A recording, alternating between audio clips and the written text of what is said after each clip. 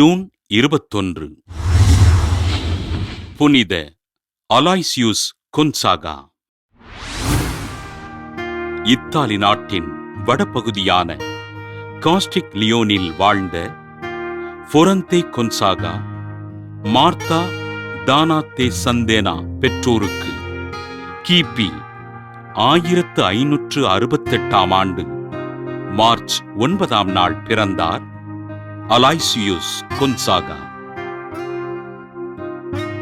சிறுவயதில் சிறுநீரகத்தில் ஏற்பட்ட நோயின் காரணமாக மருத்துவமனையில் அனுமதிக்கப்பட்ட அலாய்சியுஸ் தான் சிகிச்சை பெற்ற நாட்களில் புனிதர்களின் வாழ்க்கை வரலாற்றை படித்தார்.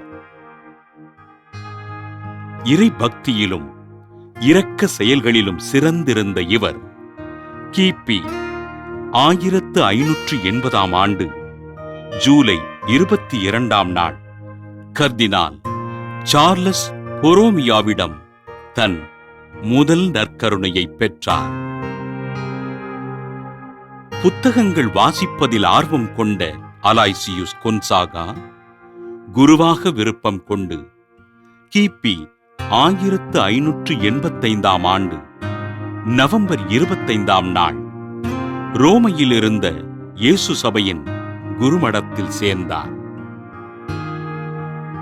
சிறுநீரக கோளாறு, தொடர் தலைவலி, தூக்கமின்மை, தோல்வியாதி போன்ற நோய்களினால் துன்புற்ற அலாய்சியுஸ் கிபி 1587 ஆண்டு நவம்பர் 25 நாள் தன் முதல் வார்த்தை பாட்டினை அளித்தார். குருத்துவ பயிற்சியில் சிறந்து விளங்கிய அலாய்சியுஸிற்கு கபிரியேல் வானதூதர் கிபி 1590 ஆண்டு காட்சி அளித்து, இன்னும் ஒரு வருடத்தில் நீ விண்ணகத்தில் இருப்பாய் என்று முன்னறிவிக்க அருட்சகோதரர் அலாய்சியுஸ் அவ்வார்த்தையினை மனமுவந்து ஏற்றுக்கொண்டார்.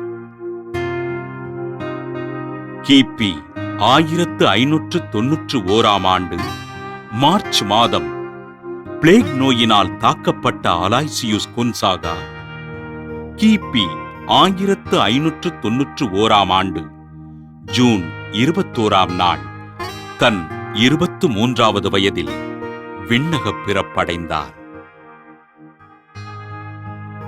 அனைவரையும் அன்பு செய்து ஆண்டவருக்கு சான்று பகர்ந்து குருவாகும் முன்பே விண்ணகமடைந்த அருட்சகோதரர் அலாய்சியுஸ் கொன்சாகாவினை திருத்தந்தை 13 ஆசீர்வாதப்பர் 1726 ஆண்டு டிசம்பர் 31 நாள் புனிதராக உயர்த்தி இளைஞர்களுக்கு பாதுகாவலராக அறிவித்தார்.